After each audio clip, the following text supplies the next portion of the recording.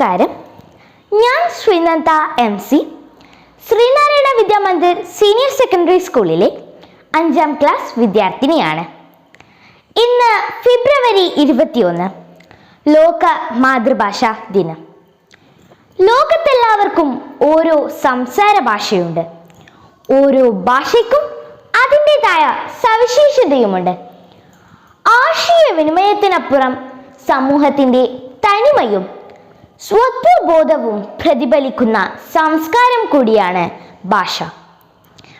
ഓരോ ഭാഷയുടെയും സംരക്ഷണം ലക്ഷ്യമിട്ടാണ് 2000 മുതൽ ലോക മാതൃഭാഷാ ദിനാചരണം നടത്തുന്നത്. ഫെബ്രുവരി 21 ലോക മാതൃഭാഷാ ദിനമായി ആചരിക്കുന്നതിനു പിന്നിൽ ഒരു ചരിത്രമുണ്ട്. സ്വന്തം ഭാഷയുടെ മഹാത്മ്യം ഉയർത്തിപ്പിടിക്കാൻ ശ്രമിച്ച ഒരു കൂട്ടം യുവാക്കളുടെയും ഓർമ്മയ്ക്ക് മുൻപിൽ യുനെസ്കോ സമർപ്പിക്കുന്ന ദിനമാണിത്. ഭാഷാടിസ്ഥാനത്തിൽ രൂപീകൃതമായ ബംഗ്ലാദേശിന്റെ താൽപര്യപ്രകാരമാണ് ഫെബ്രുവരി 21 ലോക മാതൃഭാഷാ ദിനമായി ആചരിക്കാൻ യുനെസ്കോ തീരുമാനിച്ചത്. മനുഷ്യന് പെറ്റമ്മയെ പോലെയാണ് സ്വന്തം ഭാഷയും. മുലപ്പാലിനൊപ്പം ശരീരത്തിൽ അലിഞ്ഞു ചേരുന്ന ജീവന്റെ തുടിപ്പാണ് അവന്റെ മാതൃഭാഷ.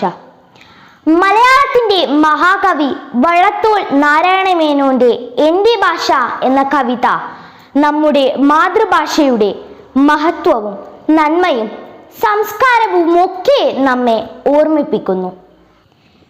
മിണ്ടി തുടങ്ങാൻ ശ്രമിക്കുന്ന പിഞ്ചിളം ചുണ്ടിന്മേലമ്മിഞ്ഞ പാലോടൊപ്പം അമ്മ എന്നുള്ള രണ്ടക്ഷരമല്ലയോ സമ്മേളിച്ചിടുന്നതൊന്നാമതായി.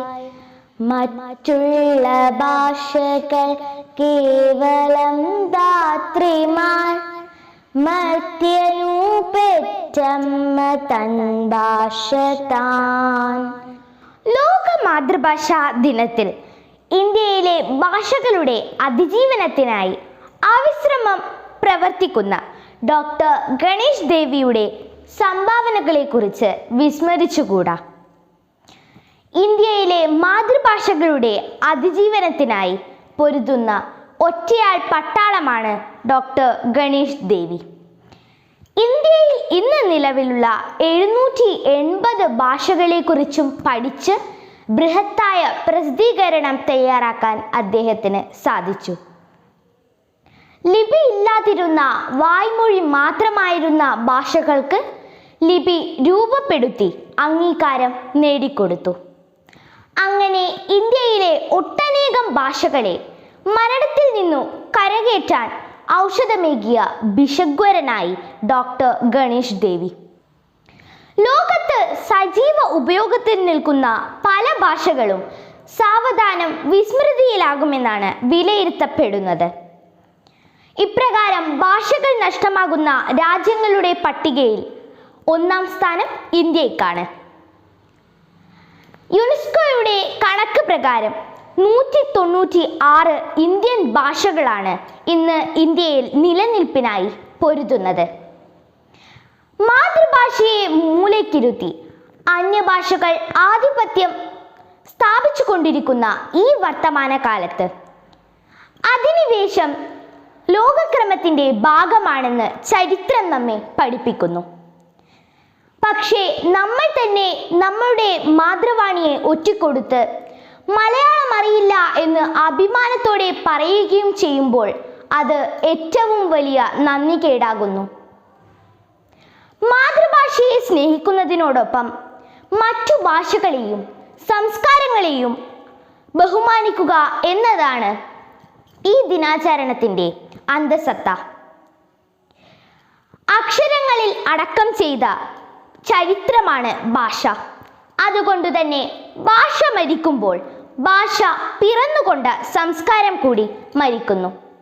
നമുക്കും നമ്മുടെ മാതൃഭാഷ മലയാളത്തെ മാറോട് ചേർത്ത് സംരക്ഷിക്കാം. എൻ്റെ നാട്, എൻ്റെ ഭാഷ, എൻ്റെ മലയാളം. നമ്മൾ മലയാളികൾ മാതൃഭാഷയെ നെഞ്ചിലേറ്റുന്നവരാണെന്ന് ലോകം അറിയട്ടെ. എല്ലാവർക്കും ലോക മാതൃഭാഷാ ദിനാശംസകൾ നേർന്നുകൊണ്ട് നിർത്തുന്നു. നന്ദി, നമസ്കാരം.